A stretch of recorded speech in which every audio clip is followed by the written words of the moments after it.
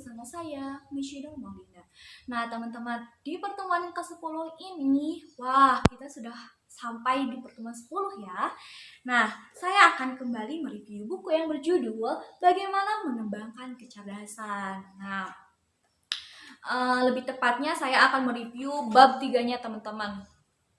Otak dan belajar, yang dimana di bab ketiga ini membahas bagaimana cara kinerja otak kita dalam proses pembelajaran gitu, dan bagaimana kita bisa mengoptimalkannya. Jadi intinya belajar itu membentuk koneksi yang baru gitu di otak kita, atau disebut juga dengan sinapsis. Nah, semakin banyak koneksi nih teman-teman, semakin mudah kita mengingat, memahami gitu.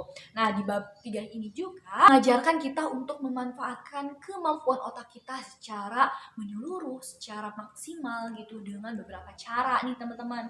Yang pertama, kita perlu menetapkan tujuan belajar yang jelas dan terukur. Nah, teman-teman, bayangkan gitu ya, kalau diri kita itu sudah mencapai tujuan tersebut untuk memotivasi diri. Selain itu, semangat dan tekad gitu ya yang kuat juga sangat penting. Mencari mentor atau teman sebaya belajar gitu dapat meningkatkan motivasi dan pemahaman. Nah, teman-teman, jangan takut salah teman-teman, karena kesalahan itu adalah bagian dari proses belajar. Yang terpenting nih adalah bertindak dan mempraktikkan apa yang telah dipelajari. Jadi gini ya, kalau kita itu misalkan dalam perkuliahan di sekolah gitu, kita itu baru memahami suatu hal gitu, suatu materi. Nah, materi atau suatu hal tersebut itu harus kita praktikkan, harus kita lakukan supaya mudah memahaminya. Jadi harus ada praktikan. Nah, di bab ini juga mengenakan teknik-teknik belajar yang efektif seperti mind mapping atau peta pikiran untuk visualisasi dan asosiasi, kemudian melibatkan semua indera dalam proses belajar, menciptakan kondisi belajar yang nyaman dan rileks seperti dengan pernapasan dalam, afirmasi positif, dan musik yang tepat.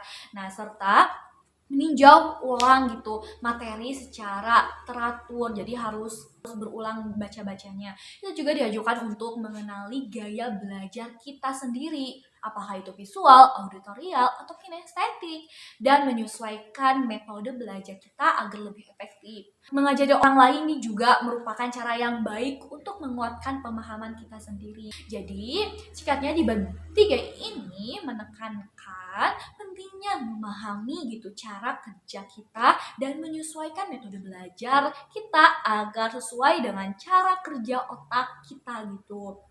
Dengan begitu, kita dapat belajar lebih efektif, menyenangkan, dan mencapai hasil yang maksimal.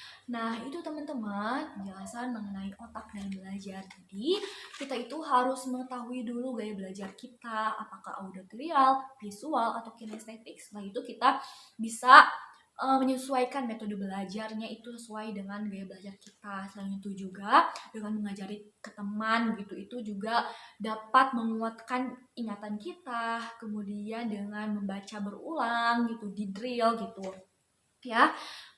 Kemudian supaya kita lebih fokus gitu ya, bisa kita dengan latihan pernapasan, atau ada gitu ya, pasti ada di antara kalian yang kalau membaca buku atau belajar itu sambil ngedengerin musik, pasti ada gitu ya. Nah, itu bisa jadi salah satu caranya.